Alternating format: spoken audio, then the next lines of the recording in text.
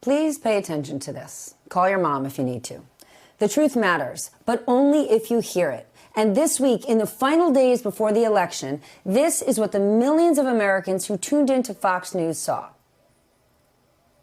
Today, Joe Biden actually managed to leave his basement bunker for a tiny, I mean tiny rally in Georgia. Look at your screen. There are around, 30 people. That was it at Joe's event in Warm Springs, Georgia. And meanwhile, the president held 3 massive rallies today, including different states. Joe Biden's campaign has said he is limiting travel because of COVID. And a brand new poll out today shows that a majority of Americans think that is a good idea. And in many states where President Trump is holding his rallies, gatherings of that size are not even allowed. Not to mention, look at your screen, there's no social distancing and a whole lot of people not wearing masks. On Monday, Fox News host Laura Ingraham took it one step further. Now, the Angle has been telling you for many months that COVID is Joe Biden's true running mate. Using the virus panic button is all they have. Well, the only way to scare old people into voting for someone who seems more like, an assisted living resident than future president. The media is looking to Vice President COVID to do the heavy lifting for old Joe. The media does not need to look for COVID. For the last several days, the number of new cases have broken records. And no, not just because we're doing more testing. Hospitalizations are up 40% across the country this month. And so are deaths, with nearly 22,000 Americans dying from the virus in October alone. But instead of looking critically at what other countries are doing to tamp the virus down, Laura Ingraham chose to stoke fear. The American left and their media poodles have long held up New Zealand as the model for how to properly deal with a lot of things, including COVID. But anyone who loves freedom should take note. They're throwing people into quarantine camps. No leaving the camp until you're negative. Quarantine camps? No. What she is talking about are New Zealand's country-run isolation hotels.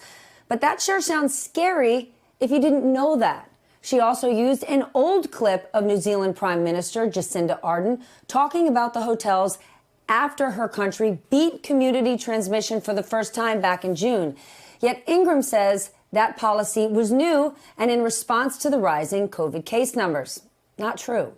And then there was Tucker Carlson, who decided in the week before the election to focus on unverified claims about Joe Biden and his son Hunter.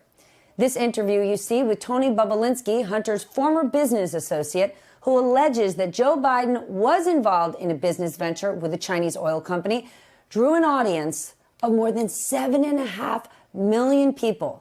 The show's biggest ratings outside of the presidential debates.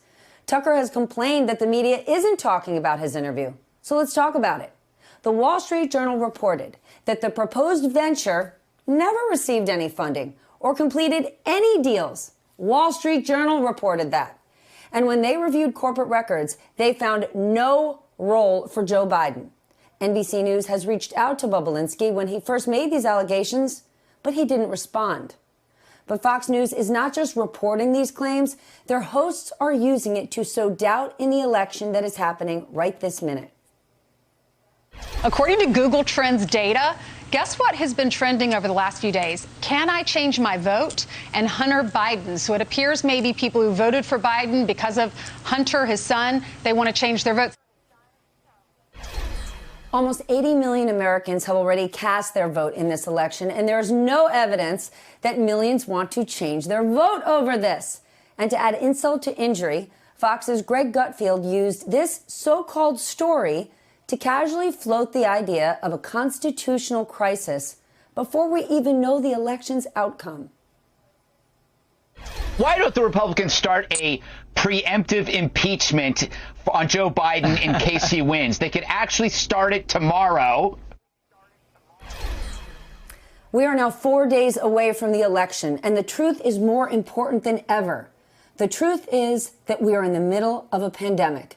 The truth is that millions of Americans are out of work. The truth is that we have to listen to science. And in these final days, instead of debating crowd size or unverified claims or conspiracy theories, we should be talking about policy, values, and ideas. Hey there, I'm Chris Hayes from MSNBC. Thanks for watching MSNBC on YouTube. If you want to keep up to date with the videos we're putting out, you can click subscribe just below me or click over on this list to see lots of other great videos.